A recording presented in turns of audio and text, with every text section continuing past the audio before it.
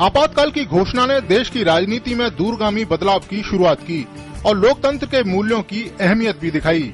25 जून 1975 को रातों रात सब कुछ बदल गया। 26 जून 1975 का दिन भारत के इतिहास का सबसे काला दिन कहा जाता है।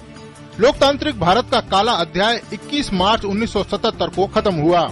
राष्ट्रपति फखरुद्दीन अली अहमद ने प्रधानमंत्री इंदिरा गांधी के अनुरोध पर धारा 352 के तहत आपातकाल की घोषणा की थी।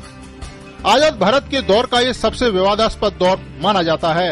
लोकनायक जयप्रकाश नारायण ने इसे सबसे काले घंटों की संज्ञा दी। इस घोषणा के तुरंत बाद रातों रात कई नेता हिरासत में ले लिए गए। वास्तव में 25 जून की घटनाओं की जड़ 12 जून 1975 थी।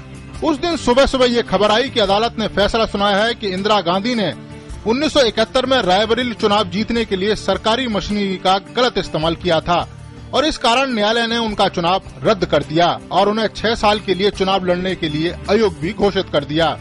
अदालत का यही फैसला आपातकाल लागू करने का मुख्य कारण बना, लेकिन सरकार ने सुरक्षा, पाकिस्तान के साथ युद्ध, सूखा, 1973 के तेल संकट का हवाला देते हुए इन्हें राष्ट्रीय सुरक्षा के लिए खतरा बताया। सरकार ने दावा किया कि हड़तालों और विरोध प्रदर्शनों के कारण देश की गति रुक रही है। सरकार ने आंतरिक अस्थिरता का हवाला देते हुए कहा कि इससे देश की सुरक्षा को खतरा है।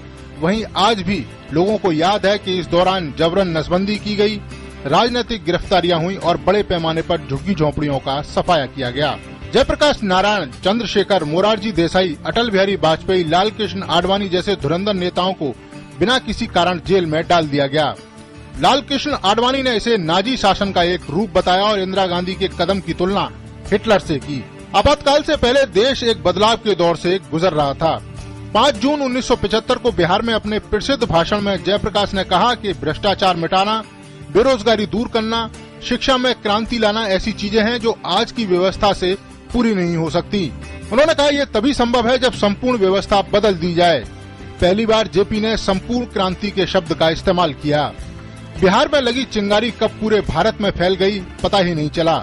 1975 में अदालत में गांधी पर चुनावों में भ्रष्टाचार का आरोप साबित हो गया और जयप्रकाश ने उनके इस्तीफे की मांग की। लेकिन कुछ समय बाद ही इंदिरा गांधी ने राष्ट्रीय आपातकाल की घोषणा कर दी। जेपी के नाम से मशहूर जयप्रकाश नारायण घर घर क्रांति के पर्याय बन गए। उस समय राष्ट्रकवि रामधारी सिंह दिनकर ने कहा था कि सिंहासन खाली करो कि जनता आती है। पूरे उत्तर भारत में कांग्रेस विरोधी लहर थी, लेकिन किसी को भी ये आभास नहीं था कि इंदिरा गांधी भी चुनाव हार सकती हैं। लेकिन जब नतीजे आए तो आधी रात को आकाशवाणी से घोषणा हुई कि रायबरेली लोकसभा सीट पर प्रधानमंत्री इंदिरा गांधी अपने प्रतिद्वंदी जनता पार्टी के राज नारायण से करीब 55,000 मतों से चुनाव हार गयी, तो पूरा देश स्तब्ध रह गया। आपातकाल का दंश झेल रही देश की जनता के लिए ये व्यक्ति से ऊपर लोकतंत्र की जीत थी। इसके बाद 1977 में चुनावों की घोषणा की गई। इस आपातकाल ने कांग्रेस को बुरी तरह से हार दिलाई और आजाद भारत में पहली बार मोरारजी देसाई के नेतृत्व में गैर कांग्रेसी सरकार बनी। Neeraj Singh, DD news,